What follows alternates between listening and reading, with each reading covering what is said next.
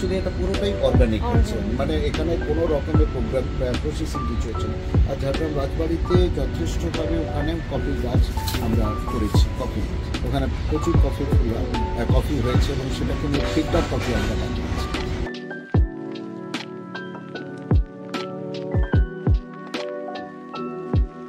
নমস্কার, অরণ্য শহরে আড্ডার আজকের পর্বের গল্পটা একজন মানুষকে ঘিরে নয়, বরং স্থানীয় এবং আন্তর্জাতিক স্তরে একগুচ্ছ স্বপ্ন বাস্তবায়নের গল্প। তিনি একজন অধ্যাপক, কিন্তু শুধুমাত্র শ্রেণীকক্ষেই সীমাবদ্ধ থাকেন না, আবার গবেষণার কাজও জারি রাখেন। তবে সেই গবেষণা সাধারণ মানুষকে ঘিরে, প্রকৃতিকে ঘিরে, এমনকি পৃথিবীর বিভিন্ন প্রান্তের নানান গল্পের সঙ্গে জড়িয়ে রয়েছে। পরিবেশ রক্ষার তাগিদে ছুটে গিয়েছেন গ্রামে গ্রামে, আবার রাষ্ট্রপুঞ্জ স্বীকৃত গিনি রিপাবলিকের গ্রামীণ উন্নয়ন প্রকল্পেও তিনি মুখ্য পরিবেশ বিজ্ঞানী হিসেবে কাজ করেছেন। আজ আমরা রয়েছি অরণ্য শহরের বিশিষ্ট ভূবিজ্ঞানী এবং পরিবেশ বিজ্ঞানী প্রণব সাহুর বাড়িতে। আজ আমরা শুনব কিভাবে একজন মানুষের উদ্যোগ কেবলমাত্র তার আশেপাশের মানুষকে নয়, বরং ছুঁয়ে যেতে পারে সমগ্র পৃথিবীকে। নমস্কার, শহর ঝাড়গ্রামের পক্ষ থেকে আপনাকে প্রণাম এবং শ্রদ্ধা। আমাদের অনেক সৌভাগ্য যে অরণ্য শহরে আড্ডার এই ফ্রেমে আজ আমরা আপনাকে পেয়েছি। তো শুরুতেই যে বিষয়টি সম্পর্কে জানতে চাইব, আপনি পরিবেশ বিজ্ঞানী এবং ভূবিজ্ঞানী হিসেবে নানান মানব কল্যাণকামী কাজের সঙ্গে যুক্ত এবং সম্প্রতি রাষ্ট্রপুঞ্জ স্বীকৃত পশ্চিম আফ্রিকার গিনি রিপাবলিকে আপনি একটি উন্নয়ন প্রকল্পের সঙ্গে যুক্ত রয়েছেন এবং মুখ্য ভূবিজ্ঞানী হিসেবে সেখানে যুক্ত রয়েছেন। তো এই প্রকল্পটি সম্পর্কে যদি কিছু বলেন এবং সেই প্রকল্পে আপনার ভূমিকা সম্পর্কে যদি বলেন। আচ্ছা, নমস্কার সমস্ত দর্শকদের প্রতি। আর আমি আজকে যে বিষয়টা নিয়ে চর্চা হচ্ছে যে আফ্রিকার যে জার্নি রাষ্ট্রপুঞ্জের প্রজেক্ট, অ্যাকচুয়ালি 2015 সালে যে প্যারিস সম্মেলন হয়েছিল, সেই প্যারিস সম্মেলনে যে সাস্টেনেবল ডেভেলপমেন্ট গোলস, সেই সাস্টেনেবল ডেভেলপমেন্ট গোলস যেটা 2030, তারই যে এতগুলো 17টি গোলসের মধ্যে 3টি গোলস হচ্ছে খুব কল্যাণকামী এবং বর্তমান প্রাসঙ্গিক বিষয়। একটি হচ্ছে food security and zero hunger, অন্যটি হচ্ছে climate change and environment management. তো আজকে সেই ইউনাইটেড নেশনস বা রাষ্ট্রপুঞ্জের যে প্রজেক্ট, সেই রাষ্ট্রপুঞ্জের প্রজেক্টের সঙ্গে যে আমরা যে যুক্ত হয়েছি, তার কারণটা হচ্ছে যে একটা আমরা লোকাল টু গ্লোবাল যে কনসেপ্ট, অর্থাৎ পৃথিবী তো একমাত্র আমাদের বাস্তুতান্ত্রিক একমাত্র আমাদের পৃথিবী, তো সেইখানেই আমরা জীবকুল বসবাস করি। সেই জীবদেরকে কিভাবে বাসযোগ্য করে দেওয়া যায় তারই একটা ক্ষুদ্র প্রয়াস হিসাবে আমরা পৌঁছে গিয়েছিলাম। প্রথমত এটা ঘটনাটা হয়েছে 2022 সালে, যখন আমাদের বিভিন্ন কাজকর্মগুলো সম্পর্কে আমরা তুলে ধরি, তখন ইন্টারন্যাশনাল চেম্বার অফ কমার্সের পক্ষ থেকে আমাকে দায়িত্ব দেওয়া হয় যে প্রথমে একটা প্রি ফিজিবিলিটি রিপোর্ট তৈরি করার জন্য। তো আমি আমার বায়োডেটা, প্রোফাইল ইত্যাদি সব পাঠালাম এবং আমার যে পূর্ববর্তী যে কর্মকাণ্ড লোকালে, সেগুলো আমরা দেওয়ার চেষ্টা করি এবং সেটা ওনারা খুশি হন এবং খুশি হয়ে আমাকে ফিজিবিলিটি রিপোর্টের দায়িত্ব দেন। তো আমি সেটাকে প্রায় 6-8 মাস দায়িত্ব নিয়ে প্রায় 70 পেজের একটা প্রি ফিজিবিলিটি রিপোর্ট আমরা দিয়ে থাকি এবং সেখানে একটা এস্টিমেশন আমি দিই যে এত ওখানে প্রায় দেখা যাচ্ছে যে 60,000 হেক্টরস এরিয়া, সেই 60,000 হেক্টরস এরিয়া যে একটা বনভূমি গড়ে তোলার একটা প্রয়াস নেওয়া হয়েছে এবং সেখানে মূল দেখিয়েছে 1990 সালের তুলনায় বর্তমান 2022 সালে কতখানি তার ফরেস্ট রিফরেস্টেশন হয়েছে বা ফরেস্ট লেস হয়ে গেছে, এবং সেইটাকে পুনঃস্থাপন যদি আমরা করি তাহলে কতটা পরিমাণে সে কার্বন ডাইঅক্সাইড শোষণ করবে বায়ুমণ্ডল থেকে, এবং সেখানে যে কার্বন ডাইঅক্সাইডের সঙ্গে যে গ্লোবাল ওয়ার্মিংয়ের যে ইন্টাররিলেশন, সেটা কতটা মিনিমাইজ হবে তার একটা পোটেনশিয়ালিটি এবং একটা এস্টিমেশন আমি রিপোর্টে তুলে ধরেছিলাম। তো সেখানে আমার দুটো মডেল কাজ করেছিল। একটা মডেল দিয়েছিল এই ক্লাইমেট চেঞ্জ এবং ফরেস্ট রেস্টোরেশন প্রোগ্রামের মাধ্যমে, কার্বন ক্রেডিটের মাধ্যমে কিভাবে সেটাকে গ্রিনহাউস গ্যাস অর্থাৎ কার্বন ডাইঅক্সাইডকে মিনিমাইজ করা যায়, সেটার একটা মডেল দেওয়া হয়েছিল। আরেকটি মডেল দিয়েছি যে ওখানকার যে রুরাল ডেভেলপমেন্টের ক্ষেত্রে যে জিরো হাঙ্গার বা ফুড সিকিউরিটির জন্য এই এগ্রো বেসড কীভাবে সেখানে আমরা তাদেরকে মান উন্নয়ন ঘটাতে পারি তাদের জনজীবনের ক্ষেত্রে, ওই প্রিমিটিভ গ্রাউন্ড প্রোডেন্ট পিপুল যারা রয়েছে। তো এটা একটা ফিলান্থ্রপিক অ্যাক্টিভিটিস, ফিলান্থ্রপিক জনহিতকর কাজ, কল্যাণকামী কাজ, সেইটা কিন্তু ওখানে আমার এখানে যে মডেল ওখানে অ্যাপ্রিসিয়েট হয়েছে। তো সেই জন্য আমার ওখানে প্রথমত একটা ফিজিবিলিটি রিপোর্টটাকে ওরা অ্যাকসেপ্ট করে। এরপর সেটা যখন গভর্নমেন্টের কাছে, শুধু গভর্নমেন্ট নয়, ওখানে যে আমাদের ভারতীয় যে দূতাবাস রয়েছে সেখানেও সাবমিট করা হয় যে ভারতের এইরকম বিজ্ঞানী আমাদের কাছে এসে পৌঁছেছেন বা এখানে কর্মকাণ্ড করার চেষ্টা নিয়েছেন। তো সেটাকে ওনারা অ্যাপ্রিসিয়েট করেছেন। তারপর হচ্ছে 2024 সালে আমাকে অ্যাপয়েন্টমেন্ট দেওয়া হয় যে চিফ সায়েন্টিস্ট হিসাবে এবং এক্সপার্ট হিসেবে ওই forest restoration program, carbon credit এবং সাস্টেনেবল রুরাল ডেভেলপমেন্টে। তো সেই জন্য আমার যাওয়া ওখানে প্রায় 35 দিন মতো ছিলাম। পুজোর মধ্যে আমি অ্যাকচুয়ালি এখানে পুজো উদ্বোধন করে আমি ওখানে পৌঁছে গিয়েছিলাম। সম্পূর্ণ সেখানে 35 দিনের মধ্যে আমার কর্মকাণ্ড, যে ধরুন 30 দিনের মধ্যে আমার 10 দিন হচ্ছে, 10 দিন আমরা সার্ভেতে ছিলাম, 10 দিন বিভিন্ন অফিসিয়াল মিটিং করেছি, আর 10 দিন আমরা বাড়িতে বসে মডেলিং ইত্যাদি করেছিলাম আমরা।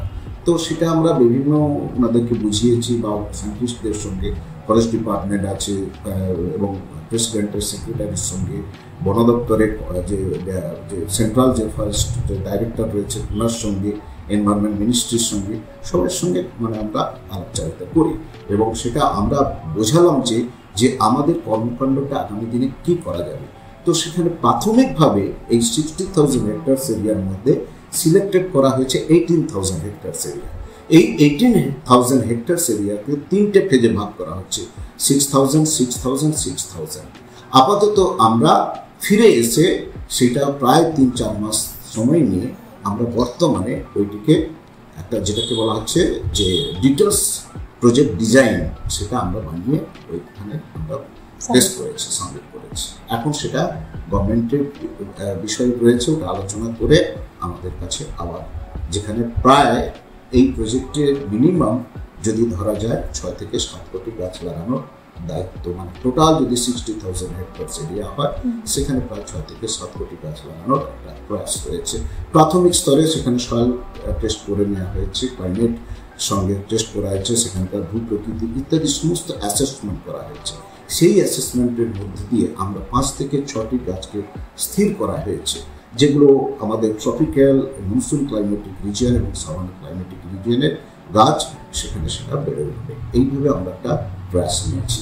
আর সেই সঙ্গে সঙ্গে সাস্টেনেবল রুরাল ডেভেলপমেন্টের জন্য সেখানে 25 থেকে 30% যে এলাকাগুলো হবে সেখানে একটা কোনো জায়গায় হসপিটাল, একটা হেলথ ইউনিট করা হবে, সেখানে জলের ব্যবস্থা করা হবে, সেখানে স্যানিটেশনের ব্যবস্থা করা হবে, সেখানে রুরাল এমপ্লয়মেন্ট, আমি একটা মডেল করেছিলাম এইখানে, সেই মডেলটি ওখানে করা হয়েছে যে একটা গ্রামে কতজন এমপ্লয়ি তৈরি হতে পারে, কিভাবে তারা কানেকশন করতে পারে, মানে টপ টু বটম, মানে একজন মানে ফিল্ডে কাজ করবে থেকে শুরু করে এক্সপোর্ট পর্যন্ত, কিভাবে একটা গ্রামে যে সাস্টেনেবল রুরাল ডেভেলপমেন্টে কতজন এমপ্লয়ি সেখানে যুক্ত হতে পারে, সেটা আমরা কিন্তু একটা মডেলটি ওখানে দিয়েছি এবং সেটা আশা করি ওটা ইমপ্লিমেন্টেড হবে। আচ্ছা, আপনি বললেন যে স্থানীয় স্তরে বেশ কিছু কাজ করেছেন এবং আপনার এখানে মডেলটির ওপর ভিত্তি করে ওখানে একটা বৃহৎ আয়তনে, বৃহৎ পরিসরে একটা কাজ করা হয়েছে। তো আপনার এই স্থানীয় অঞ্চলে এবং নিজের জেলার সেই মডেলটি সম্পর্কে যদি একটু বলেন আমাদের। এটা আমার কাছে একটা বিশেষ মানে গুরুত্বপূর্ণ পাঠ বা অধ্যায় গেছে 2020 থেকে 2025 সাল, যখন লকডাউন চলছে, প্যান্ডামিক মানে একেবারে মানে আমাদের সারা বিশ্ব জুড়ে যখন সেটা প্যান্ডামিক সিচুয়েশন চলছে, তখন মাস্টারমশাইরা আমাদের কাজ হচ্ছে কলেজ, স্কুল কলেজ বন্ধ, আমরা অনলাইনে ক্লাস নিচ্ছি, ছেলে মেয়েদের ক্লাস মানে তাদেরকে কাউন্সিলিং করছি, ডিস্টেন্স মোডে কিছু কিছু তাদেরকে হয়তো কিছু প্রশ্ন তুলে ধরছি, তাদেরকে কিছু গাইড করছি, কিন্তু প্রপার ফিল্ডে কাজ করার জন্য আমরা সবসময়, আমার যেটা কনসেপ্ট, সবসময় একটা সাস্টেনেবল অর্থাৎ স্থিতিশীল কাজ করব, মানে যেটা আজকে একদিনের কাজ নয়, সেটা আমার কাজটা হচ্ছে এমন কল্যাণকামী কাজ করব, জনহিতকর কাজ করব, মানুষের জন্য কাজ করব, সেটা যেন দীর্ঘমেয়াদী হয়। শুধু দীর্ঘমেয়াদী আমি প্রণববাবু আজকে থাকুক না থাকুক, আমার নলেজটা যে গ্রাম বাংলায় যেটাকে শিখিয়ে দেব, ছাত্রছাত্রীদের মধ্যে শিখিয়ে দেব, সেই নলেজটা যেন তাদের কাছে থাকে। সেই জন্য 2020 সালে প্যান্ডামিক সিচুয়েশনে একটি গ্রামকে আমরা দত্তক নিলাম, জামডোহরি গ্রাম, একেবারে ঝাড়গ্রাম সীমানায়, ঝাড়খণ্ড এবং ঝাড়গ্রামের সীমানায়, যেখানে জামুনি ব্লকের ধর্ষা গ্রাম পঞ্চায়েতের অধীনে জামডোহরি গ্রাম। এবার ওই গ্রামের একজন বিশিষ্ট ব্যক্তিত্ব দিলীপ মান্ডি, তিনি আমি যখন অর্গানিক একটা কাল্টিভেশন নিয়ে যে স্টল দিয়েছিলাম আমাদের জামবনি ব্লকে, উনি কিন্তু ইন্টারেস্টেড হয়ে 2019 সালে আমার কাছে এসেছিলেন, যে আমার ফোন নাম্বার নিয়েছে, বলে স্যার আমি ওখানে এইরকম সাস্টেনেবল রুরাল ডেভেলপমেন্টে যেমন হচ্ছে অর্গানিকের জন্য মাশরুম কাল্টিভেশন, ভার্মি কম্পোস্ট, এগুলো হচ্ছে ফার্টিলাইজার, এই ধরনের কিছু ওনারা করতে চাইছে। আমি তখনই বললাম ঠিক আছে, আমি ওই গ্রামটিকে দত্তক নিয়ে ওখানে কাজ করব। এর ফলে আমাদের ট্রপিক্যাল ইনস্টিটিউট অফ এনভায়রনমেন্টাল রিসার্চের উদ্যোগে ওই গ্রামটিকে আমরা দত্তক নিই জুন মাসে। এইবারে সেই জুন মাসে নেওয়ার পর পুরো গ্রামটিকে আমরা সার্ভে করি। সার্ভে করার পর সেখানে একটা ওই একইভাবে ডিটেলস প্রজেক্ট রিপোর্ট বানাই, যে কতজন বাড়ি রয়েছে, কতগুলো বাড়িতে, দেখুন ওখানে রয়েছে 68টা বাড়ি। যখন ওই সময় আমরা সার্ভে করি, 68টা বাড়ির মধ্যে 38টি বাড়িতে কোনো জমি জায়গা ছিল না। যারা পরিযায়ী শ্রমিক হিসেবে বাইরে কাজ বাজ করতে, তারা ফিরে এসেছে। তাদের কোনো একখণ্ড ভূমি বলতে সেইভাবে খাদ্য উৎপাদন করার ক্ষমতা নেই। আমি তখন ভাবনা নিলাম যে এই 68টা বাড়িতে যাদের এগ্রিকালচার আছে বা যাদের এগ্রিকালচার ল্যান্ড আছে বা এগ্রিকালচার ল্যান্ড নেই, আমি সেটাকে সমীক্ষা করলাম কতগুলো বাড়ি আছে। তো তাদেরকে এই 38টি বাড়িতে তাদের যে বাড়ির সংলগ্ন যে সমস্ত ছোট ছোট যে জায়গা রয়েছে, সেই জায়গাগুলোতে আমি কি করলাম, ওদেরকে ওখানে একটা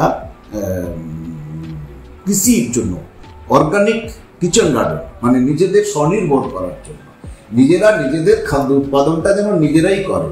তখন তো কাজ বাজ নেই, বাজার থেকেও কিনতেও পারছে না, বাজারও বন্ধ, প্লাস তাদের ইকোনমিক অবস্থা ক্রাইসিস। এবং সেই সঙ্গে কোভিডের সময় যেটা ডাক্তারবাবুদের কনসেপ্ট ছিল, প্রোটিন জাতীয় খাবারের প্রয়োজন ছিল।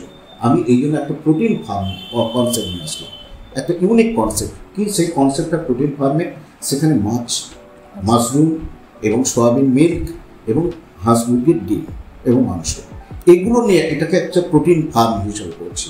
আমার গ্রামের বাড়ি সবং, আমি সবং থেকে 1 কুইন্টাল মাছের চারা নিয়ে এসেছিলাম জ্যান্ত করে। ওখানে 4টা জলাশয় এবং পুকুরে আমি ওখানে ছেড়েছিলাম, মানে আমাদের সবাই অংশ নিয়েছিল। এরপর কি করেছি, মাশরুম প্রায় 30টা সিলিন্ডারে 2 কিলো করে মাশরুম, প্রায় 60 কেজি ওরা নিজেরাই মাশরুম বানিয়েছে।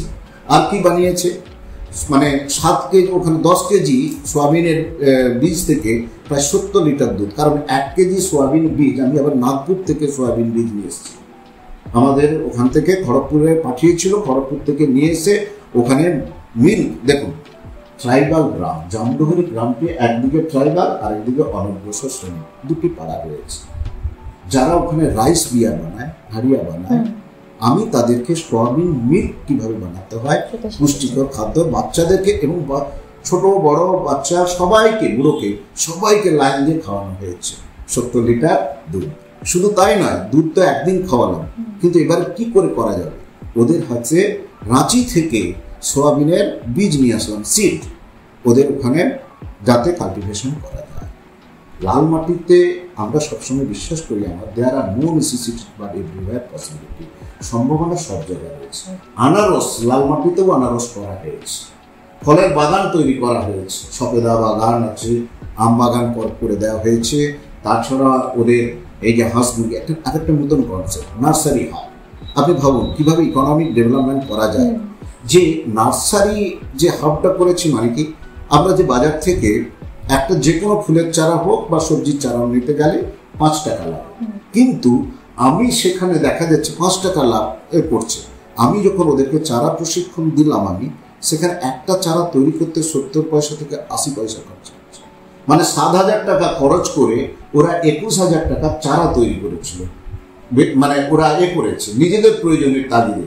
কারণ ওখানে কি করা হয়েছে, ওই যে বেগুন ইত্যাদি ওদেরকে চারা প্রশিক্ষণ দিয়ে নার্সারি হাব বলছে, স্যার আমরা তো কোথায় চারা বানাবো, দিয়ে এগুলো রাখবো কোথায়, দিয়ে আমি ওদেরকে 2টো পাড়াতে 2টো কি করলাম, আমরা এরকম করে একটা এগুলো সেট নেট দিয়ে 2টো নার্সারি হাব বানিয়ে দিলাম, তাতে সংরক্ষণ করে রাখবো। নিজেরা নিজেদের বাগানের জন্য, নিজেদের জমির জন্য যেমন তারা সেখানে এগ্রিকালচার প্রোডাক্ট করেছে, তেমনি হচ্ছে তারা বিক্রিওটা করছে বাইরে বিদেশে, মানে এই গিদনি লোকাল মার্কেটে তারা সেটা বিক্রি করে নিজেদের আয় করছে। এটার জন্য কতজন ইনভলভ রয়েছে? এটার জন্য ইনভলভ রয়েছে 5 থেকে 6 জন। এইবারে কি দাঁড়াচ্ছে, এইবারে দেখা যাচ্ছে জামডোহরি গ্রামকে এই সব কর্মকাণ্ড করার পর তারপর তাদেরকে তো প্রশিক্ষিত করা হলো, তাদের এমপ্লয়মেন্ট জেনারেট করা হলো। এখন 2024 সালের 27 সেপ্টেম্বর ওয়ার্ল্ড ট্যুরিজম ডেতে জামডোরি গ্রামকে আমরা বিশ্ব পর্যটন দিবসে একটা ভিলেজ ট্যুরিজম হিসাবে ঝাড়গ্রাম জেলায় কোনো যদি প্রথম হয় গ্রামীণ পর্যটন কেন্দ্র, সেটা হচ্ছে জামডোরি গ্রাম। এবং সেই জামডোরি গ্রামকে নিয়ে একটা থিম সং রচনা করা হয়েছে অ্যাট্রাকশনের জন্য।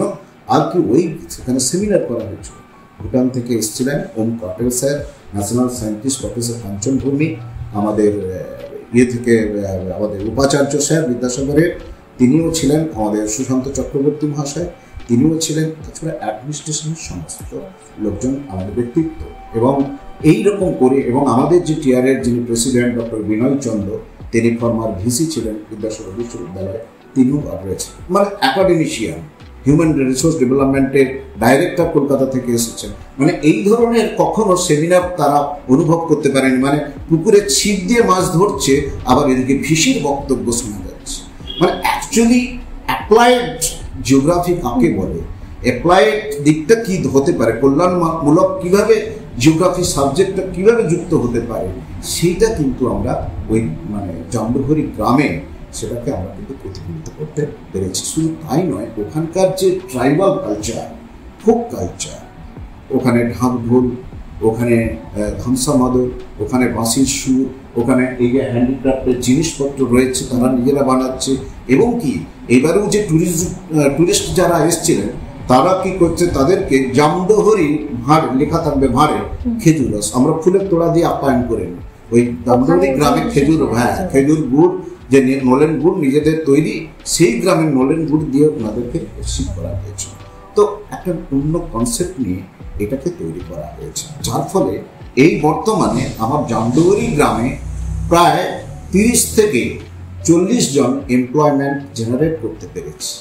তারা কি করে আছে, তারা সেখানে কেউ পিঠে বানায়, আমার শহরে যে কোনো অনুষ্ঠানে ওখান থেকে পিঠে আসছে, ওখান থেকে পিঠে আসছে, কারণ পিঠে বানানোর জন্য 2 জন, এই যে বিভিন্ন হস্তশিল্পের জন্য 2 জন, পাতার কাজ হলে, শাল পাতা হলে তার 2 জন, বাবুই ঘাস হলে 2 জন, এইভাবে। বা এই যে হাঁস মুরগির ডিম ইত্যাদি, বা ওদের এখন একটা মানে নতুন ট্যাগ লাগানোর চিন্তা ভাবনা করছে, এবং গভর্নমেন্টও সেটা ওখানে পৌঁছবে, ওখানে ভিলেজটাকে নিয়ে এগিয়ে আসছে, যে ওখানে যে রিসোর্স, এর ফলে দেখা যাচ্ছে যে 15টা আমি ক্লাস্টার ভাগ করেছি। সেই 15টা ক্লাস্টারের মধ্যে যদি 2 থেকে 3 জন হয়, তাহলে স্বাভাবিক 40 জন 45 জন কাজ পাচ্ছে, এবং তারা নিজেরাই নিজেদের রুরাল ডেভেলপমেন্টে একটা স্বনির্ভর হবে, অর্থনীতি, এটাকে বলা হচ্ছে সাস্টেনেবল একটা ইকোনমিক সিস্টেম, এবং সেটা হচ্ছে রুরাল ডেভেলপমেন্টের জন্য এই কনসেপ্টটা, এই মডেলটি আমার বাইরের বিদেশের সাথে। তাহলে শুধুমাত্র যে পরিবেশের উন্নয়ন হচ্ছে তাই কিন্তু নয়, তার পাশাপাশি সাধারণ মানুষেরও যে উন্নয়ন এবং কর্মসংস্থানের একটা সুযোগ, এই ভাবনাকে সত্যিই আমরা কুর্নিশ জানাই। আপনার সাথে কথা বলে যেরকমটা জানলাম যে আন্তর্জাতিক স্তরে তো আপনি কাজ করছেনই, এবং নিশ্চয়ই ভবিষ্যতে আরও অনেক কাজ করবেন। এছাড়াও আপনি নিজের জেলার জন্যও যথেষ্ট কাজ করেছেন। তো জেলা এবং আন্তর্জাতিক স্তর থেকে একটু সরে এসে বলি, যদি জেলার বাইরে কি কি কাজ করেছেন বা রাজ্যে কি কি কাজ করেছেন, কি কি প্রজেক্ট রয়েছে, সেগুলো একটু বলুন। অ্যাকচুয়ালি আমি হচ্ছে অখণ্ড মেদিনীপুরের সন্তান, অতএব আমার গ্রামের বাড়ি সবং, এবং সেই সবঙ্গে আমার একটা বড় পরিবার আছে, প্রায় সেটা 500 বছর পুরনো একটা পরিবার। তো সেই পরিবারের থাকার সুবাদে বিভিন্ন পূর্ব মেদিনীপুর, পশ্চিম মেদিনীপুর এবং ঝাড়গ্রাম, এই 3টে জেলায় বিভিন্ন কর্মকাণ্ড চলছে। ঝাড়গ্রাম তো চলছেই কাজ। এবার পূর্ব মেদিনীপুরে যেটা মূল হচ্ছে, যে এটা আমি যে রিসার্চ করেছিলাম যে বিষয়ের উপর, সেটা হচ্ছে আমাদের যে late Holocene geomorphological changes and their impact on environment, পূর্ব মেদিনীপুর কোস্টালের উপর। অর্থাৎ কাঁথির যে একসময় সমুদ্র ছিল 5770 থেকে 6000 বছর এই সময়, এবং বর্তমানে কাঁথির এখন যে উপকূলীয় অঞ্চল, তার যে বিবর্তন এবং মর্ফোলজিক্যাল মানে ভূমিরূপের যে বিবর্তন, এবং সেই সঙ্গে সঙ্গে পরিবেশের উপর কতটা কি প্রভাব বিস্তার, সেটা আমার মূলত গবেষণার বিষয়। সেই গবেষণার বিষয় সূত্র ধরে ইয়াস 2021 সালে যা ঘূর্ণিঝড় হয়েছিল, জস ঘূর্ণিঝড় বা ইয়াস ঘূর্ণিঝড়, সেই ঘূর্ণিঝড়ের পরবর্তী আমার কোস্টাল এরিয়া, মানে টোটাল হলদিয়া একেবারে গেঁওখালি থেকে শুরু করলে যদি ধরা যায় যে রূপনারায়ণ নদ এবং সেখানকার হুগলি নদ, হলদি নদ এবং পূর্ব উপকূলীয় বঙ্গোপসাগর উপকূলীয় অঞ্চল, টোটালটাই হচ্ছে কি একটা উপকূলীয় অঞ্চল এবং রিভার ব্যাঙ্ক ইরোশন হয়েছিল এবং ম্যানগ্রোভ ফরেস্ট হচ্ছে ডিস্ট্রয় হয়েছে, কিছু বনভূমি ধ্বংস হয়েছে। সেই ম্যানগ্রোভ বনভূমিকে রেস্টোর করার দায়িত্ব আমাকে দিয়েছিলেন পূর্ব মেদিনীপুর ফরেস্ট ডিপার্টমেন্ট। তো অ্যাজ এ এক্সপার্ট হিসাবে আমি ওখানে কয়েকটা রিভার ব্যাঙ্ক এবং কয়েকটা আইল্যান্ড আমরা সার্ভে করে সেখানকার সমস্ত সমীক্ষা করেছি, যে সয়েল তার কী রয়েছে, মানে সয়েলের হচ্ছে প্রপার্টিজ কী রয়েছে, সেটা ম্যানগ্রোভের পক্ষে আদর্শ কিনা, বা সেখানকার যে মরফোলজিক্যাল তার স্লোপ কত রয়েছে, তার উচ্চতা কত রয়েছে, এইরকম একটা সমস্ত বিষয় নিয়ে কী কী ধরনের ম্যানগ্রোভ সেখানে ফরেস্টেশন করতে পারে তার কতগুলো একটা প্ল্যানিং করে মডেল করে আমি দিয়েছিলাম পূর্ব মেদিনীপুর, সেটা নিয়ে তারা কাজ করেছে। এটা এছাড়া আমার প্রায় 20 থেকে 25টি কলেজ বিশ্ববিদ্যালয়ে আমি গ্রিন ক্যাম্পাস এনভায়রনমেন্ট ম্যানেজমেন্টে কনসালটেন্ট আছি এবং বিভিন্ন কলেজগুলোতে যে গ্রিন অডিট হয় আমার তার চিফ সায়েন্টিস্ট এবং এক্সপার্ট হিসেবে রয়েছে গ্রিন এবং এনভায়রনমেন্টাল অডিট। তো বর্তমানে যেগুলো যে গুরুত্বপূর্ণ যে জায়গাগুলো আমরা কাজ করেছি সেটা হচ্ছে যেমন বিদ্যাসাগর বিশ্ববিদ্যালয়, যেমন হচ্ছে বাঁকুড়া বিশ্ববিদ্যালয়, বর্তমানে যেমন রয়েছে Serampore college, Saint Xavier's college, new Alipore college এবং লেডি ব্রাহ্মণ college, Taradevi college, Jain college, এগুলো হচ্ছে আমরা কাজ কমপ্লিট করেছি এবং এখনও কিছু কাজ চলছে।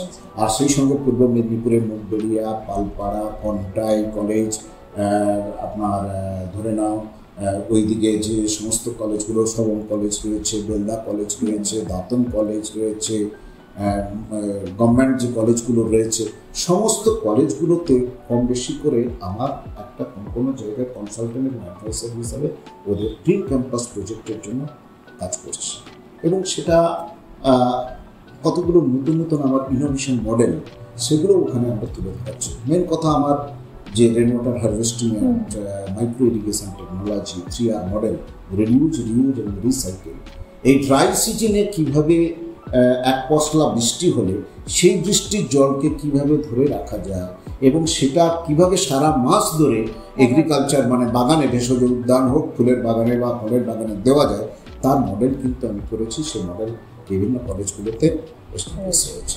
এইটা একটা গুরুত্বপূর্ণ পার্ট হিসাবে আমার কাজকর্মগুলো বাইরে এগুলো রয়েছে। তাছাড়া আর হচ্ছে যেমন আমাদের অন্যান্য যেমন হচ্ছে গোপগড়ে অর্কিডের বাগান হবে, সেটা আমার প্রথম প্রস্তাব রেখেছিলাম। অর্কিড বাগান, গোপগড়ে যে অর্কিড বাগান রয়েছে, তখন আমি ওখানে প্রথম প্ল্যানিংটা দিই এবং সবঙ্গের একটা প্রাচীন খিরনি গাছ, কিরকুল গাছ, রাস্তা এক্সটেনশন হবে, সেইটাকে কাটা পড়বে, সেটা নিয়ে ওই গাছটির উপর বিশেষভাবে গবেষণা করলাম, দিয়ে রিপোর্ট দিলাম। তবে যাই হোক, সে গাছটি বেঁচেছে। এটা হচ্ছে আমাদের একটা কাজের সাকসেস। একদিকে গবেষণার কাজ, সেটা স্থানীয় স্তরে এবং আন্তর্জাতিক স্তরে, পাশাপাশি আপনি অধ্যাপনার সঙ্গেও যুক্ত, কলেজ এবং বিশ্ববিদ্যালয়ের দায়িত্ব একসাথে সামলাচ্ছেন। তো এই সমস্ত কিছু বিষয়গুলোকে একসাথে যে ব্যালেন্স করে চলা, সেটার রসায়নটা কি? অ্যাকচুয়ালি আমার হচ্ছে মানে শিক্ষাদান, পাঠদান এবং শিক্ষকতা, এটা আমার পেশা এবং নেশা, যার ফলস্বরূপ আমি 27 বছর ধরে আমি এই পেশা এবং নেশার সঙ্গে যুক্ত রয়েছি। যেটা কি না 1999 সালে যখন আমি সুবর্ণরেখা কলেজ অতিথি অধ্যাপক হিসেবে আমি নিযুক্ত হই, 2 বছর পড়িয়েছি।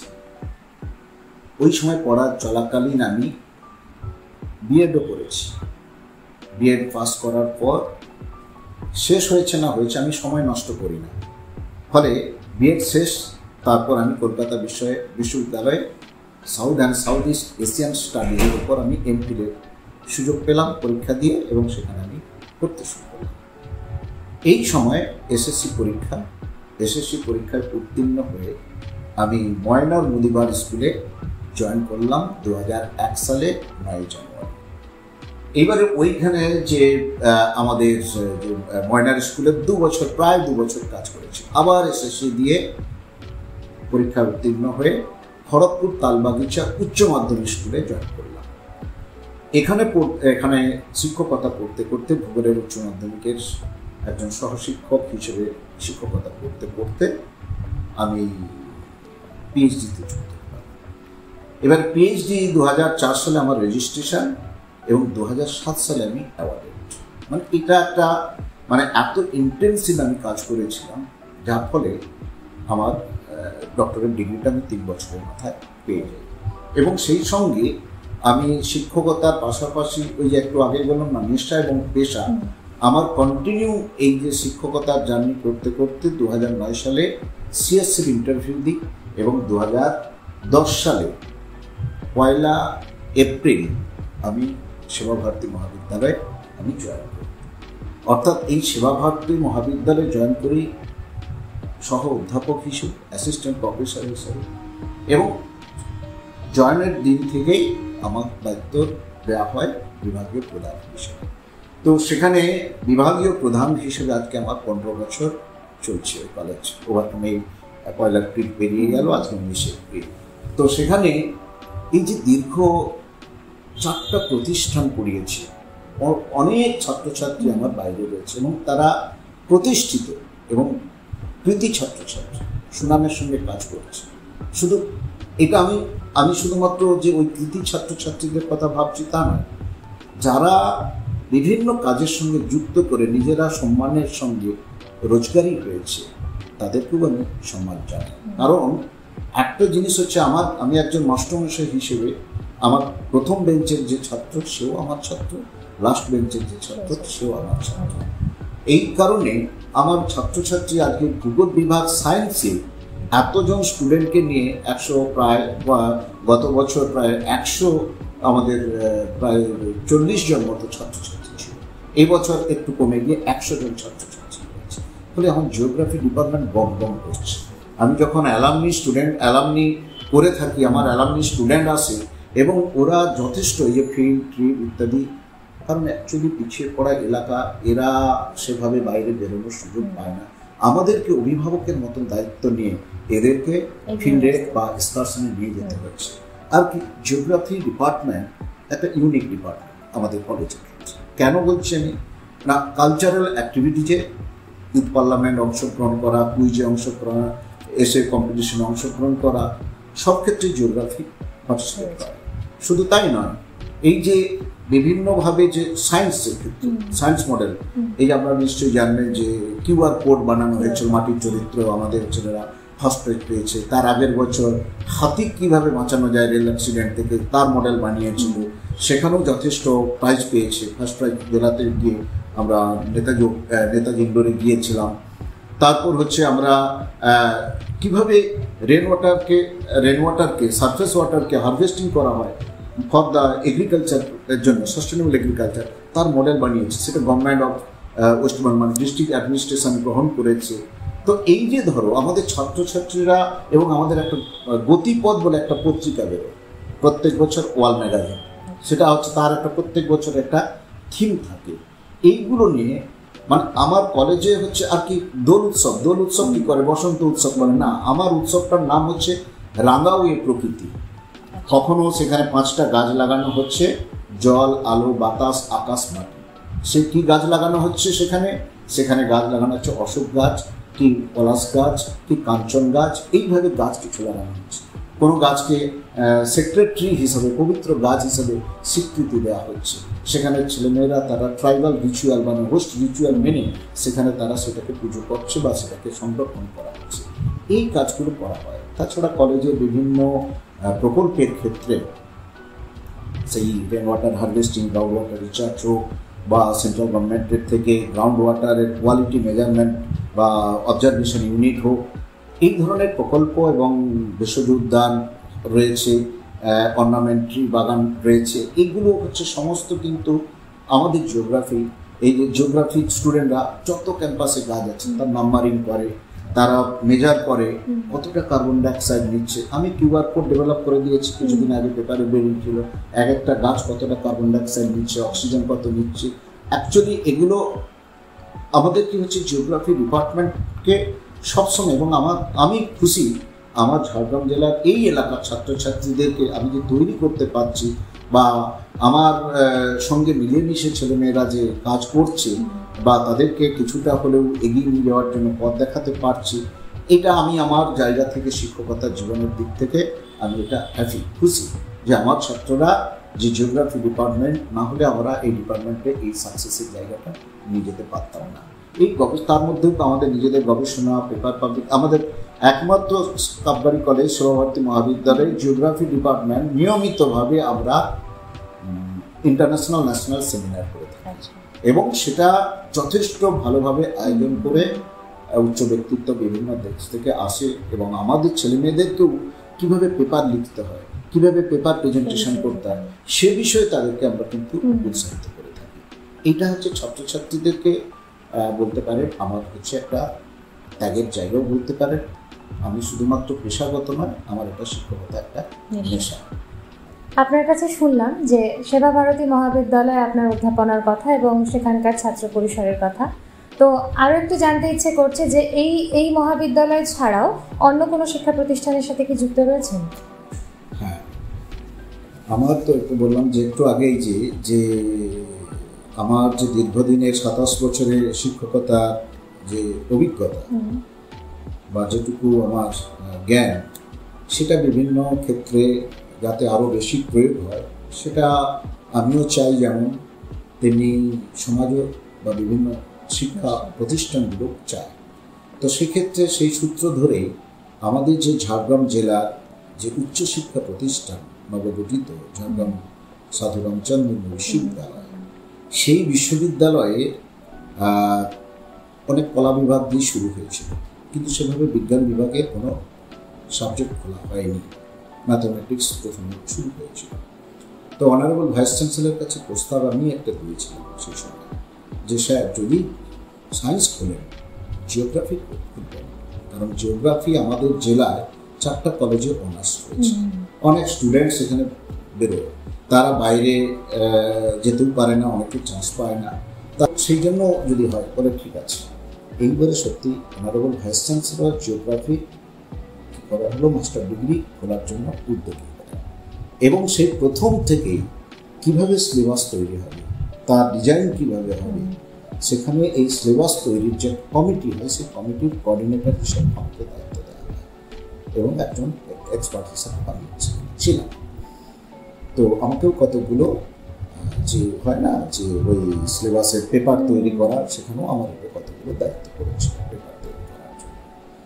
তো সেটার জন্য হতে হতে যখন অ্যাপ্রুভাল হয়ে আসলো এবং বিশ্ববিদ্যালয়ে জিওগ্রাফি এমএসসি চালু হলো, তখনও আমাকে ডাকলেন ভাইস চ্যান্সেলর স্যার, ডাকলেন যে প্রণববাবু আপনাকে আসতে হবে, ক্লাস নিতে হবে, আপনার অভিজ্ঞতা, এইখানকার স্টুডেন্ট তো সবই তো আপনাদের এলাকার এই অঞ্চলের স্টুডেন্ট, তাদেরকে নলেজ চাই। আমার সেই থেকে যে জিওগ্রাফি প্রায় আমি ওখানে 2.5 বছর থেকে আমি আমন্ত্রিত অধ্যাপক হিসাবে আমি ওখানে পড়াচ্ছি। শুধু পড়াচ্ছি নয়, আমার যে একদিন কলেজে অফ ডে থাকে শুক্রবার করে, সেই জন্য সেই শুক্রবার অফ ডের দিনই আমি ওখানে গিয়ে 4টা করে ক্লাস করি। শুধু তাই নয়, আমাকে এই লাস্ট 1.5 বছর ধরে ওই ডিপার্টমেন্টের কোঅর্ডিনেটর মানে মূল দায়িত্ব দিয়ে এখন আমাকেও সামলাতে হচ্ছে। তার মানে কি হচ্ছে, একদিকে এবং যার ফলে স্পেশাল পেপার ওখানে ওই যে ওদের যে ডিসার্টেশন পেপার তৈরি করতে হয়, থিসিস তৈরি করতে হয়, তাকেও আমাকে সময় দিয়ে গাইড করতে হচ্ছে। ফলে আমার কোনো মানে সোম থেকে শনি কোনো দিন আমার ছুটির দিন বলে নেই। এছাড়া অনেক একাডেমিক কাজের সঙ্গে যুক্ত, যেমন বিদ্যাসাগর বিশ্ববিদ্যালয়ে 2টি বোর্ড অফ স্টাডির মেম্বার রয়েছে। আমার কোর সাবজেক্ট যে জিওগ্রাফি তার এবং ট্যুর অ্যান্ড ট্রাভেল ম্যানেজমেন্ট তারও রয়েছে। ফলে ওখানে বিভিন্ন কনফিডেন্সিয়াল যে কাজকর্ম বা একাডেমিক পলিসি মেকিংয়ের ক্ষেত্রে বা স্ট্র্যাটেজি নেওয়ার ক্ষেত্রে সেখানে আমাকে অনেকগুলো দায়িত্ব সামলাতে হয়। আর সেই সঙ্গে সঙ্গে কী বলবো, রামকৃষ্ণ মিশনের যে স্কুল ম্যানেজিং কমিটি রয়েছে সেই ম্যানেজিং কমিটিরও আমি একজন পরিচালক সমিতির মেম্বার।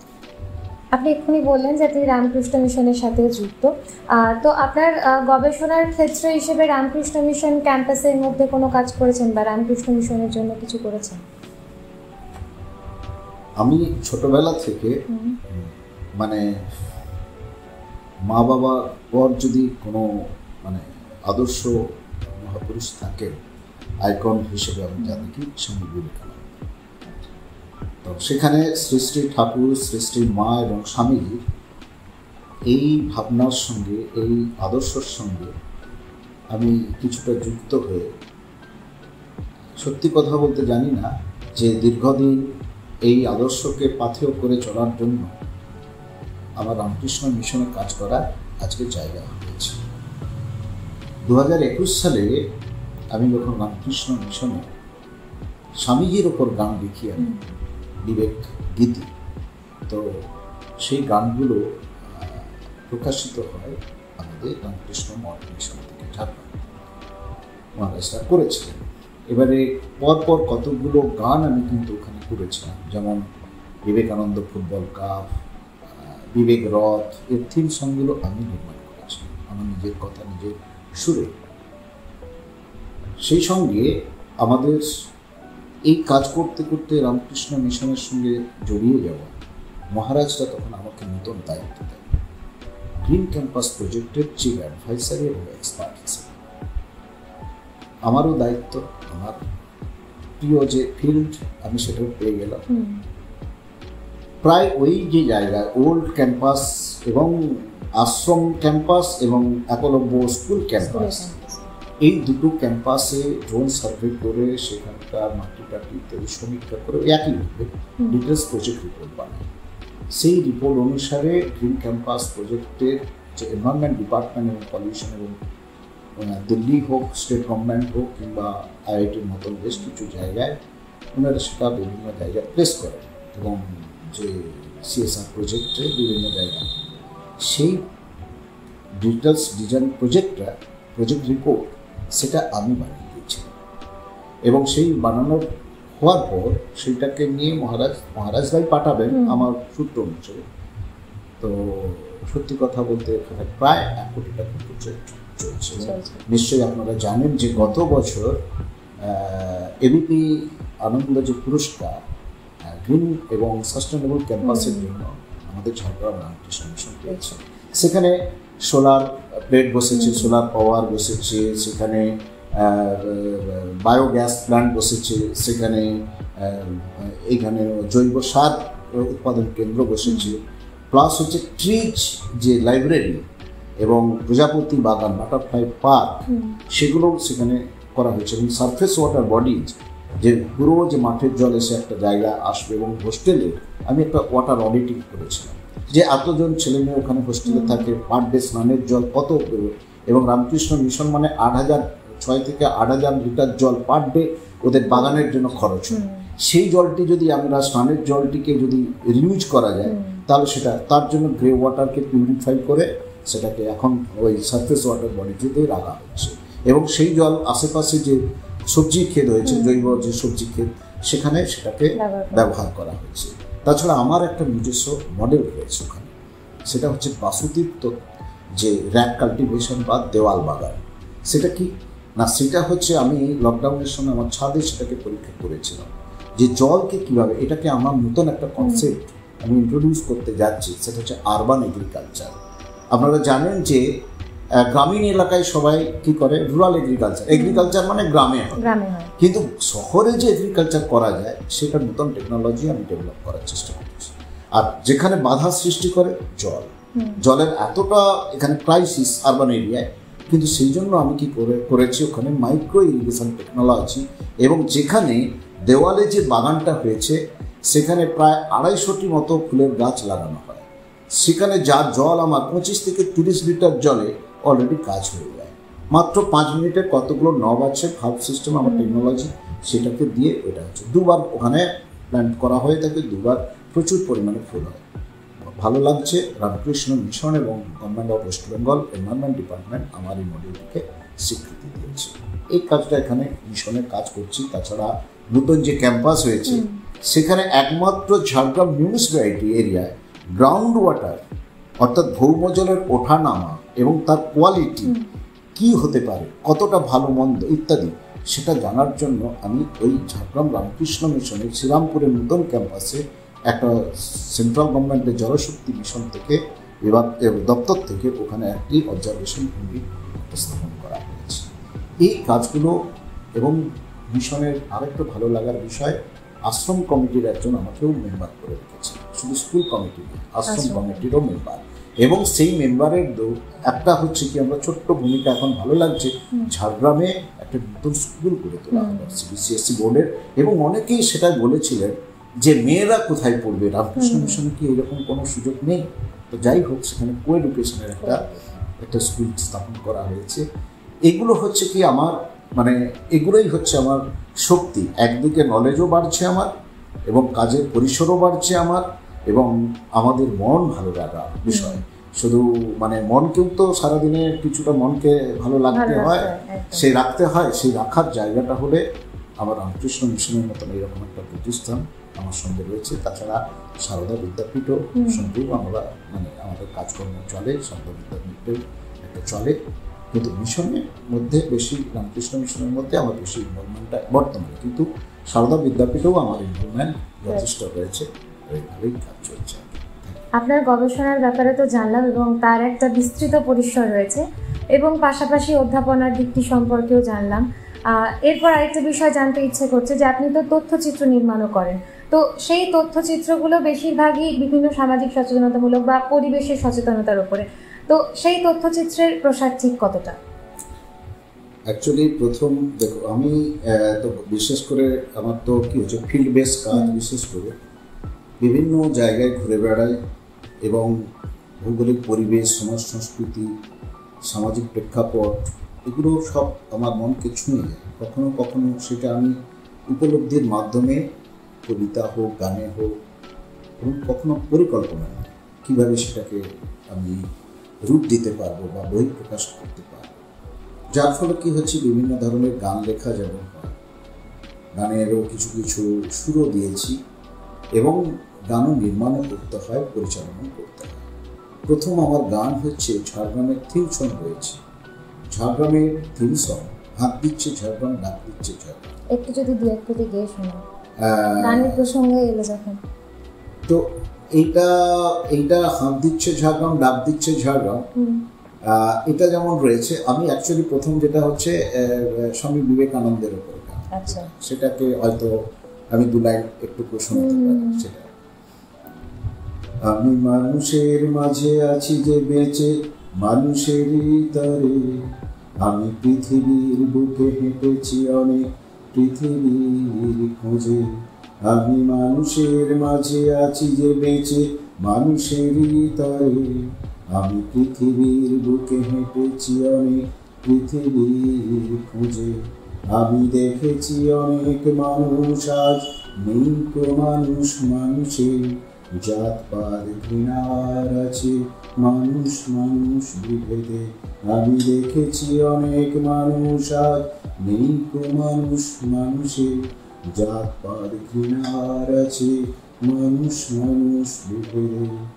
এসো বন্ধু, এসো বন্ধু, বন্ধন করি মানবের, প্রেমের তীর্থ গড়িব আজ বিবেকের আহ্বানে।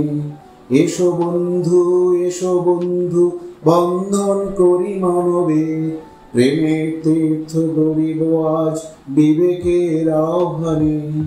জাগ্রত হোক বিবেক বাণী, জাগ্রত হোক মানবতা, আমার পথে তোমার পথে পথ চলা হোক বিবেক কথা। জাগ্রত হোক বিবেক বাণী, জাগ্রত হোক মানবতা, আমার পথে তোমার পথে পথ চলা হোক বিবেক কথা। আমি মানুষের মাঝে আছি যে বেঁচে, মানুষেরই তরে, আমি পৃথিবীর বুকে হেঁটেছি অনেক, পৃথিবীর খোঁজে।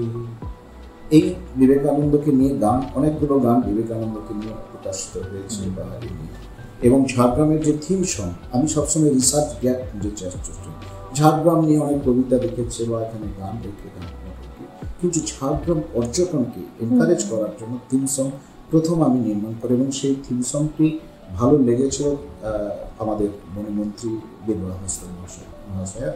তিনি এই গানটিকে উদ্বোধন করেছিলেন 2021 সালে ওয়ার্ল্ড ট্যুরিজম ডে আমাদের একটা ইন্টারন্যাশনাল ট্যুরিজম ডেতে ইউনেস্কোর সঙ্গে আমরা অর্গানাইজ করেছিলাম। তো সেটা হচ্ছে পুরো ঝাড়গ্রাম জেলা প্রাকৃতিক এবং সাংস্কৃতিক এই দুটো পরিবেশকে তুলে ধরা হয়েছে। তারপরে এই সূত্র, সেটাও আমার পরিচালনা, সেইটা হতে হতে হঠাৎ করে আমাদের তমলুক রাজবাড়ি, তাম্রগুপ্ত রয়্যাল ডাইনাস্টি, তাদের একটা সামনে সেমিনার আছে, ইন্টারন্যাশনাল সেমিনার, সেটা UNESCO Gwangju Chonnam association South Korea তারই এবং আমাদের তমলুক যে রাজবাড়ি, সেই তমলুক রাজবাড়ির একসঙ্গে এক সূত্র ধরে সেই সেমিনারটি হচ্ছে। সেখানে আমাকে দায়িত্ব দেওয়া হলো যে অনেক তো পেপার পাবলিকেশন হয়, তো এটাকে কীভাবে মানুষের কাছে পৌঁছানো যায়। তখন আমি বললাম যে ঠিক আছে, একটা তথ্যচিত্র হোক। আমাদের টিআর সংস্থাকে তথ্যচিত্র নির্মাণের দায়িত্ব দেওয়া হয়। সেখানে আমরা রিসার্চ করে আমার পরিচালনায় সেটিকে নির্মাণ করা হলো যে Tamralipta royal dynasty, Tamralipta peacock royal dynasty and it's journey, এই শীর্ষক একটি 17 মিনিটের তথ্যচিত্র আমরা নির্মাণ করি এবং সেই ইউনেস্কোর যে সেমিনারে সেটাকে তুলে ধরা হয় এবং সেটা অ্যাপ্রিসিয়েট করেছে। আমাকে এটা আমাকে সম্মানিত করেন এটা দিয়ে, মেমেন্টো দিয়ে, এবং সেটা যথেষ্ট। আজ বর্তমানে সেটা এবছরও যে 2024 ডিসেম্বর মাসে যে সেমিনার হলো, ইন্টারন্যাশনাল সেমিনার, যেখানে 11টি দেশ যেখানে অংশ নিয়েছিল, সেই 11টি দেশের মধ্যেও সেই এটি তথ্যচিত্রটিকে দেখানো হয়। বর্তমানে এখন সারা বিশ্বে প্রায় 10 থেকে 12টি দেশে বিভিন্ন সেমিনারে আলোচনায় এই তাম্রগুপ্ত রয়্যাল ডাইনাস্টি, বুদ্ধিজম এবং এখানকার সেই সময়কার যে স্বাধীনতা আন্দোলনে রাজপরিবারের ভূমিকা কতখানি, সে সমস্ত কিন্তু বিষয়গুলো দেখা যাচ্ছে। এইটা একটা রয়েছে। তেমনি একইভাবে ময়নার যে রাজা, যেখানে লাউসেন এসেছিলেন, যেখানে 1010 থেকে 1050 সাল পর্যন্ত যেখানে অবস্থান করেছিলেন, যেখানে ধর্মমঙ্গল কাব্যে লিখেছিলেন, সেই জায়গায় সেই বাহুবলেন্দ্র রয়্যাল ডাইনাস্টির উপর, সেখানের উপর তথ্যচিত্র নির্মাণ করি এবং সেটা যখন পোস্টাল ডিপার্টমেন্ট থেকে যে স্ট্যাম্প পেপার উদ্বোধনের সময় সেগুলো দেখানো হয় এবং এই ছোটো ছোটো কাজগুলো অন্য জায়গা থেকে, অন্য ভালো লাগা থেকে এই কাজগুলো করছি।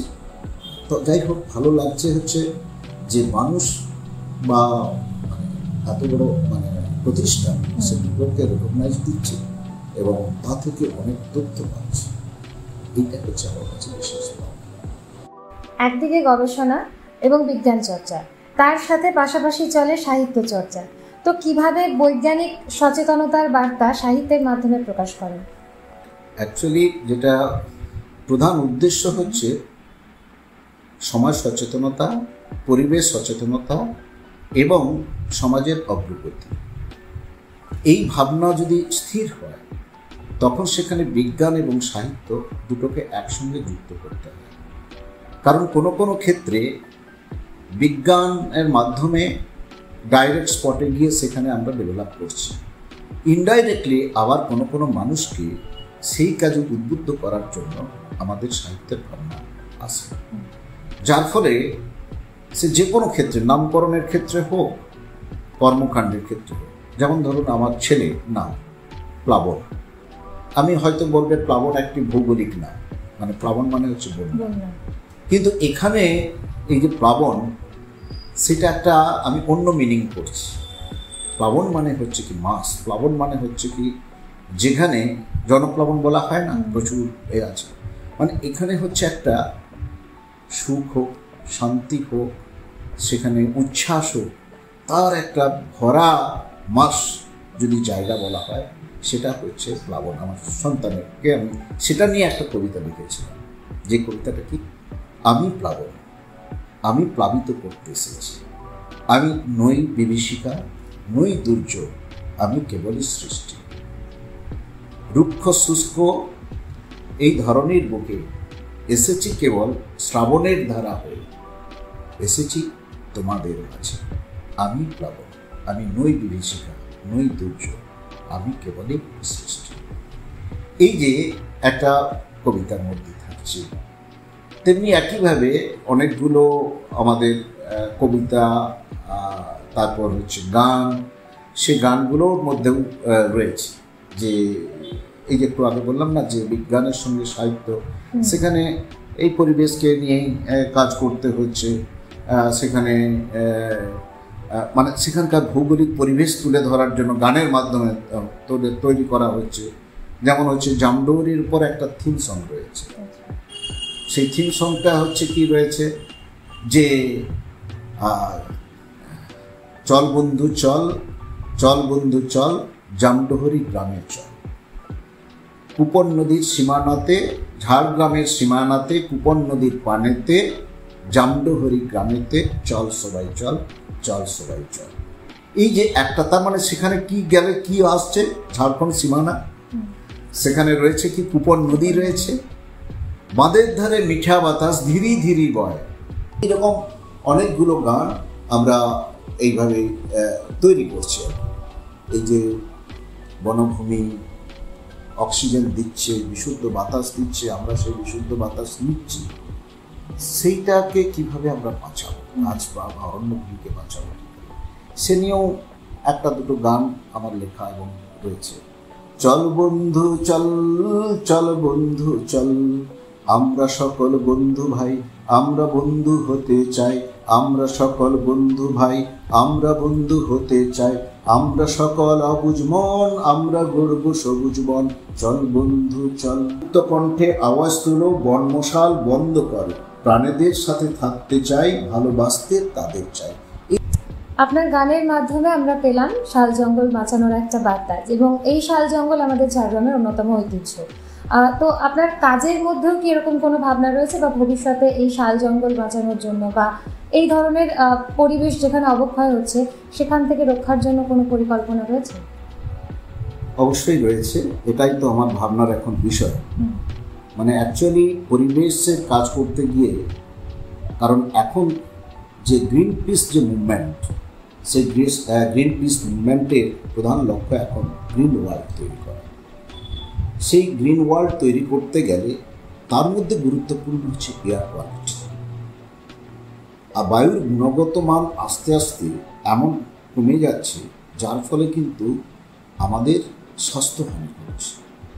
বিশেষ করে ডোমেস্টিক এয়ার পলিউশন, একটা হচ্ছে ইন্ডাস্ট্রিয়াল এয়ার পলিউশন, আরেকটা হচ্ছে ডোমেস্টিক এয়ার পলিউশন, প্লাস হচ্ছে এই এনভায়রনমেন্টাল এয়ার পলিউশন। এইভাবে দেখা যাচ্ছে যে আমাদের মানে শ্বাসের বিশুদ্ধ বাতাসের খুব অভাব হচ্ছে। আমি কন্টিনিউ এই এয়ার কোয়ালিটি ইনস্ট্রুমেন্ট নিয়ে ঘুরে বেড়াই, এবং সেই ঘুরে বেড়াতে বেড়াতে আমার একটা অভিজ্ঞতা, এক্সপার্টাইজ হয়েছে, যে কারণে আমাদের খড়গপুর আইআইটি যে মেটেরিয়াল সায়েন্স ডিপার্টমেন্ট আছে, সেখানে একটা যন্ত্র তৈরি করা হয়েছে। তার ফিল্ড এক্সপার্ট হিসাবে আমি এক্সপার্ট হিসাবে ছিলাম। আমি এখানেও ঝাড়গ্রামের ক্ষেত্রে অনেক এয়ার কোয়ালিটি আমি নির্মাণ করে থাকি, এবং সে নিয়ে আমার অনেক কাজবাজ চলছে। কিন্তু রিসেন্ট একটা আমরা ট্রেন্ড দেখতে পাচ্ছি যে শীতকালের পরবর্তী সময় যে আমাদের ঝাড়গ্রামে বিভিন্ন পকেট এরিয়ায় কার্বন ডাইঅক্সাইড লেভেল বেড়ে যাচ্ছে।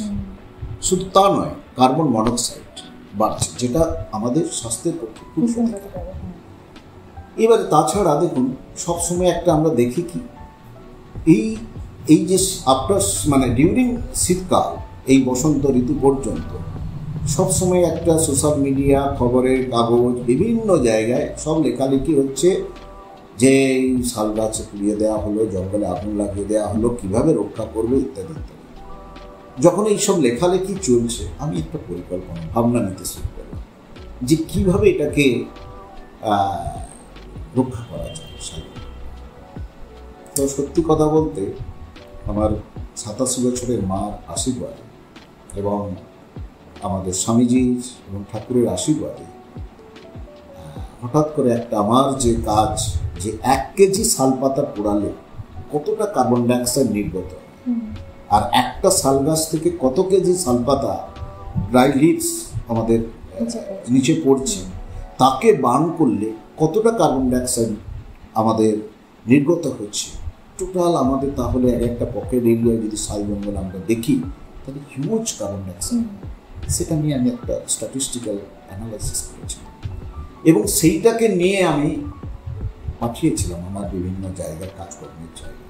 হঠাৎ করে এখন যেটা নতুন পরিকল্পনা হচ্ছে যে কাজ হচ্ছে, যেমন পাঞ্জাবে খড় কিংবা যে গমের যে স্টিক আছে, যে নাড়াগুলো পোড়ালে তারা পোড়াচ্ছে, তা থেকেও হচ্ছে, সেই নাড়া থেকে এখন বায়ো চারকোল উৎপন্ন হচ্ছে।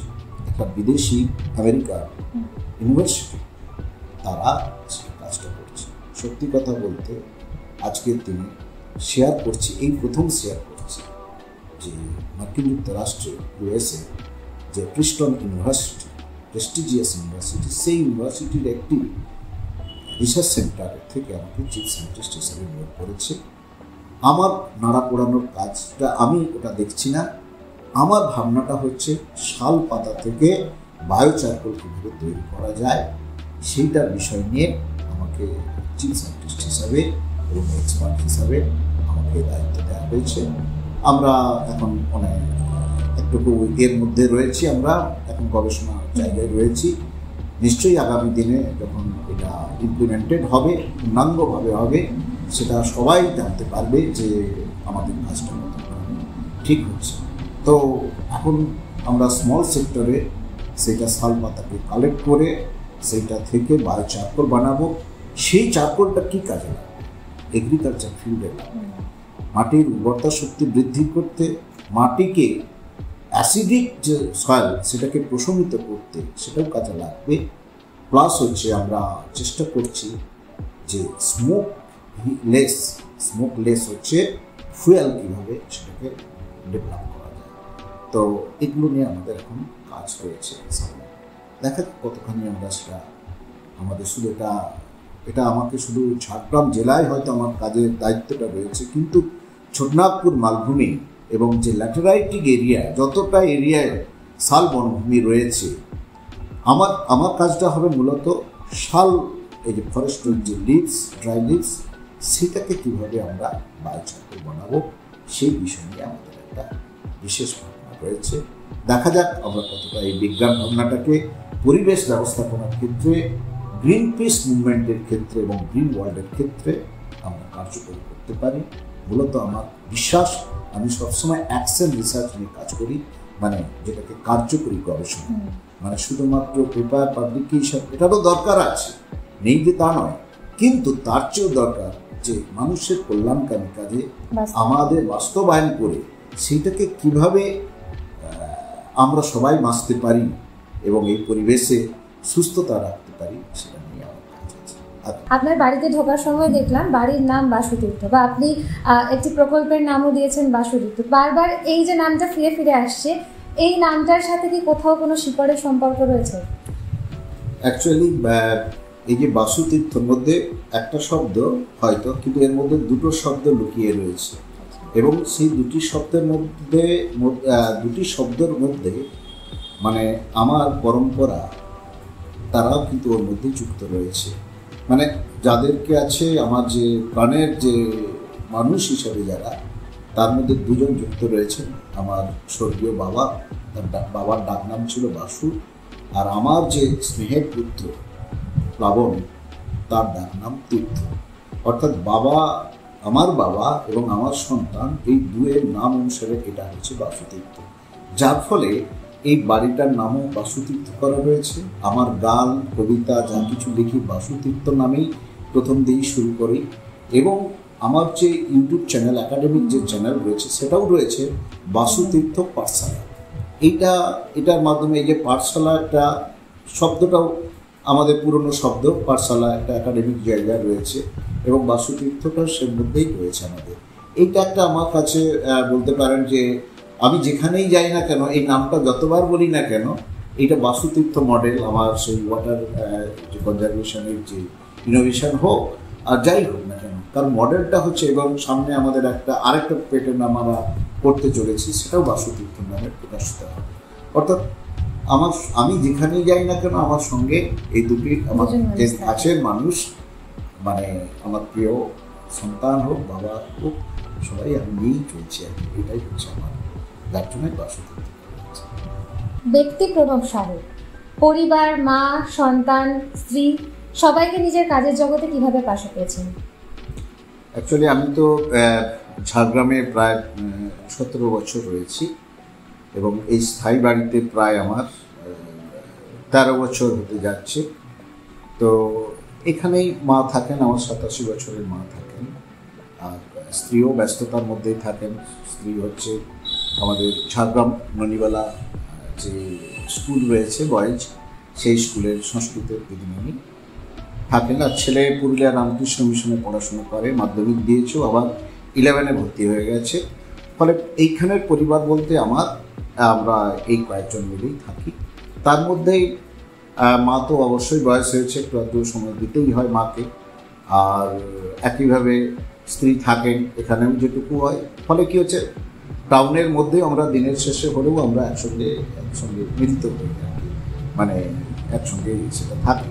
তো সেক্ষেত্রে দেখা যাচ্ছে যে ব্যস্ততার মধ্যেও হয়তো অনেকটাই কোনো জায়গায় আমারও একটা অত্যাচার হয়ে যায়, মানে পরিবারের প্রতি। যে আমাদের যেমন এই দুটো বিশ্ববিদ্যালয় সামলানো, এক্সকারশন, ফিল্ড, তারপর বিভিন্ন এক্সটেনশন অ্যাক্টিভিটিজ, এই যে নানান ধরনের কাজকর্মের ফলে তো সেখানে অবশ্যই তো নিশ্চয়ই সেটা তো দায়িত্বটাকে নিতেই হয়, পরিবারের একটু দায়িত্ব নিতেই হয়। তাছাড়া আমার নিজের যে গ্রাম রয়েছে সেই সবঙ্গে, সেই গ্রামে একটা বড় পরিবার। আমরা দাদা, ভাইপো, ভাইজি, বৌদিরা সবাই প্রায় আমরা 19 জন ফ্যামিলি মেম্বার, মানে আমার নিজের এবং আমার সব পরিবারের যদি হয় সেটা 150 থেকে 160 জন। সবাই ওখানে থাকে, বিভিন্ন অকেশনে যাওয়া হয়। তো একটা বন্ধন রয়েছে। তো সেই বন্ধন থেকে মোটামুটি আমরা একটু কাজবাজের সঙ্গে বেশি থাকি, পরিবারকে যতটা সময়ও দিতে পায়, একটু সময় করে বের করে করতে হয়। তো যাই হোক, সেটা আনন্দের, সেটাও আনন্দের। এই কাজের ব্যস্ততার মধ্যেও আমাকে এই জিনিসগুলো অনেকখানি মেনটেন করতে হয়। এত ব্যস্ততার মাঝেও নিজের জন্য নিশ্চয়ই কিছুটা সময় তুলে রাখেন। তার বেশ কিছুটা যে কবিতা চর্চায় যায় বা গান লেখায় যায় সেটা বুঝতেই পারছি। এছাড়া আর কি করেন নিজের ভালো লাগা থেকে? আমার আরেকটি শখ বলতে পারো বা হবি বলতে পারো, আমি একটু রান্না করতে ভালোবাসি। মানে রান্না করবো নতুন নতুন। সে ছেলে যখন হোস্টেল থেকে আসুক বা ছেলের কাছে যাব যখন, তখন তার জন্য বানিয়ে নিয়ে যায়, বা আমাদের কাছে যে লোকজন আসে আমাদের সবাইয়ের জন্য যে একটু মানে নিজে হাতে রান্না করব এবং খাওয়াবো, এইটা হচ্ছে আমার একটা শখ। যার ফলে কি হচ্ছে, আর আমার বেশি সময় যায় না। আমি যখনই সময় সুযোগ পাই তখন ওই 1 ঘন্টার মধ্যে আমি মোটামুটি একটুকু নতুন রান্না করার একটা চেষ্টা করি। এটা আমার কাছে একটা মানে সব রকমের রান্না, এবং যেটা আমার ভালো লাগার বিষয়, যেটা আমাদের বাঙালিয়ানা যে রান্না, যে পরম্পরা, সমস্ত সেই রান্নাও যেমন রয়েছে, চাইনিজ রয়েছে, বা বর্তমানে যে সমস্ত যে রেস্টুরেন্টে যে টুকটাক রান্না, এগুলো পর্যন্ত আমি করি আর কি, ভালো লাগার জায়গা থেকে এটা। এবং সেটা মোটামুটি যারা খেয়েছেন বা খান আর কি, সেটা তাদের কিন্তু পছন্দ হয়। এটা হচ্ছে একটা আমাদের কাছে একটা ভালো লাগার বিষয়।